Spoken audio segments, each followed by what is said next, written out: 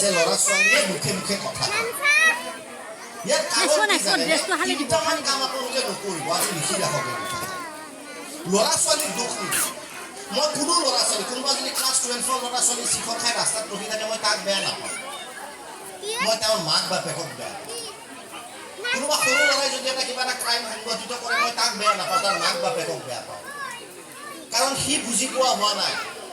এজন সৰু ল'ৰাই বুজি নাপায় কিন্তু আমি বুজি পাওঁ আৰু আমি বুজি পায়ো তাক আচলতে ভাল ৰাস্তাত নিনিও মই ভাবোঁ এজন ছাত্ৰ ছাত্ৰী বেয়া হোৱাৰ 95% 95% কণ্ট্ৰিবিউশ্যন থাকে প্ৰথম কাম যিটো জীৱনত ঘৰত নকৰিব সেই কামটো হ'ল বহুত ঘৰত মই দেখা পাওঁ মাক বাপেকে চিঞৰি চিঞৰি কাজিয়া কৰে যদি আপোনাৰ ঘৰত চিঞৰি চিঞৰি আপুনি কাজিয়া কৰিছে মই ইয়াত গেৰেণ্টি দি কৈছোঁ আজি গোপাল চন্দ্ৰ একাডেমীত বুজা হোৱাৰ পিছত আপোনাৰ ল'ৰাটোৱে বা ছোৱালীজনী চিঞৰি চিঞৰি কথা কোৱাটো নিশ্চিত কাজিয়া লাগে ল'ৰা ছোৱালীটো খোৱা ক'ব ৰহ অলপ ভাত চাপ খাই লৈ শুৱক তাৰপিছত লাগিম যুদ্ধ যি পিতৃ মাতৃয়ে সন্তানৰ সন্মুখত চিঞৰি চিঞৰি কাজিয়া কৰে মই আকৌ কৈছোঁ অপ্ৰিয় হ'লেও সত্য সেই ঘৰৰ সন্তান ভাল হোৱাটো নিশ্চিত হাই তোক মই জানো নহয় তই কি ঘৰত আপুনি কি ঘৰত তোক বিয়া পাতিছিল তোৰ বাপেৰে কি কৰে মই জানো এই এওঁ সমানে দিব তোমাক জানো নহয় কাৰ লগত কি লীলা খেলা মই নাজানো বুলি ভাবিছা এই ধৰণৰ কাৰোবাৰ যেতিয়া কৰে ল'ৰাটোৰ মাক দেউতাকৰ প্ৰতি সন্মান নোহোৱা যায় ৰেচপেক্ট নোহোৱা হৈ যায় তেতিয়া মাক দেউতাকে যদি কিবা কথা কয় সেই ল'ৰাটোৰ মুখ খুলে এই কথাটো সদায় মনত ৰাখিব যে যাৰ ঘৰৰ পৰিৱেশ ভাল নহয় ঘৰৰ যদি পিতৃ মাতৃৰ মাজত কাজিয়া খুব বেছিকৈ হয় আৰু খুব চিঞৰ বাখৰ হয় সেই ল'ৰা ছোৱালী কেতিয়াও ভাল মানুহ হ'ব নোৱাৰে এইটো অপ্ৰিয় হ'ব দ্বিতীয় কথা বহুত ল'ৰা ছোৱালী চিঞৰি চিঞৰি উত্তৰ দিয়ে তাৰ এটা কাৰণ হ'ল মেক্সিমাম মাক আজিকালি ব্যস্ত মাক দেউতাক দুইটাই মই দুইটাকে সমানে ৰ'ল ব্যস্ত কিহত ব্যস্ত ৰীল চাব লাগিব চিৰিয়েল চাব লাগিব বেহৰ বাৰী চাব লাগিব মোবাইল খচিব লাগিব ল'ৰা ছোৱালীক সময় নিদিয়ে ল'ৰা ছোৱালীক চিঞৰি কথা কয়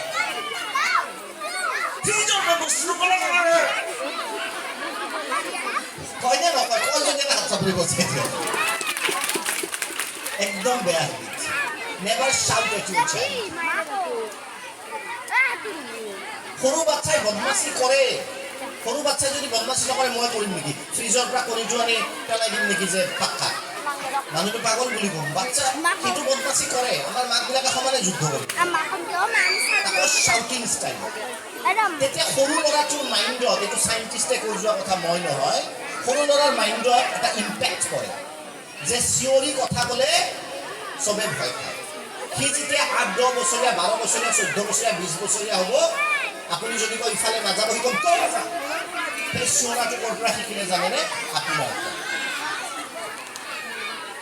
বহু ল'ৰা ছোৱালী থাকে ফ্ৰিজত গৈ কেনে ধৰক মই ক'লোৱেই যে কণীটো ওলাই দিয়ে পৰি ফাটি যায় মাকে একদম মহাভাৰত কৰে নকৰিব এটা 5 টকাৰ কণী ডাঙৰ নহয় তাক শিকাব এটা বল লৈ কিনে সেই ধৈৰ্যটো মাক বাপেকৰ নাই সেইটো পেলাই দিব বোলে চোৱা বাবা এইটো ফাটা নাই আৰু এটা কণী আনি এইটো ফুটাই দিব চোৱা এইটো ফাটিল কিয় যে বল বা এনেকুৱা পাতল বস্তু নাফাটে গতিকে কণীৰ নিচিনা বস্তু তুমি বা গ্লাছৰ বস্তু তুমি মাটিত নেপেলাবা বল পেলাবা এনেকৈ চোৱা আমি খেলি আছোঁ কি ধুনীয়াকৈ পৰা নাই তাত এটা মেছেজ জানে কিন্তু আপুনি যদি কয় যে it will form a habit মই আকৌ কৈছোঁ যে বহুত ল'ৰা ছোৱালী মই দেখা পাওঁ এই লাইনত পৰে চিঞৰি কথা কয় মই লগে লগে গম পাওঁ তাৰ মাক বাপেকে যথেষ্ট ঘৰত চিঞৰি কথা কয় সেইকাৰণে অভদ্ৰ হৈছে সন্তানক গালি দিব মই নিদিয়া বুলি নকওঁ কিন্তু সন্তানক দ্বিতীয় কথাটো হ'ল যে কেতিয়াও চিঞৰি গালি নিদিব তাক বুজাবলৈ চেষ্টা কৰিব বহুত মাক থাকে ঘৰখন একদম ভালকৈ ৰাখি থৈ দিয়ে ল'ৰা ছোৱালী স্বাভাৱিকতে চোফাত উঠিব নাচিব সেইটোতো মাকে চিঞৰে মই আকৌ কৈছোঁ যে মই যদি চোফাত উঠি নাচোঁ মোৰ ঘৰত কি বুলি ক'ব ইয়াতে স্কুলত থৈ আহ সৰু বাচ্চাটো ক'ব নেকি নকয় ইট ইজ হিজ এজ এইটো তাৰ এজ হয় চোফাত উঠি আপুনি 10 বাৰ ঠিক কৰি থাকক কথা নাই আৰু আকৌ কৈছোঁ যে ব্যস্ততা কিয় হৈ যায় মাকবিলাক যে মোবাইল 3 নম্বৰ কথা মই বহুত দীঘলীয়া নকৰোঁ বহুত ল'ৰা ছোৱালীয়ে মাকে মোক কমপ্লেইন কৰে মেছেজ দিয়ে মোৰ ইনবক্সত আমাৰ এই মোবাইল নহ'লে ভাতে নাখায় ল'ৰা ছোৱালীক মোবাইল এৰাব ইচ্ছা আছেনে? একদম সঁচাকৈ অলপ জোৰে কওক, আছেনে নাই? বেঞ্চতো মহিলাগিলাৰ কাম নাই। ল'ৰা ছোৱালীক মোবাইল এৰাব ইচ্ছা আছেনে নাই? এটা একদম সহজ উপায় দিওঁনে? আপোনালোকে মোবাইল চোৱা বন্ধ কৰি দিওঁ। নহয়, সঁচা কথা। বহুত মাক বাপাকে কি কৰে, নিজে মোবাইল ঘূৰি খুচৰি থাকে,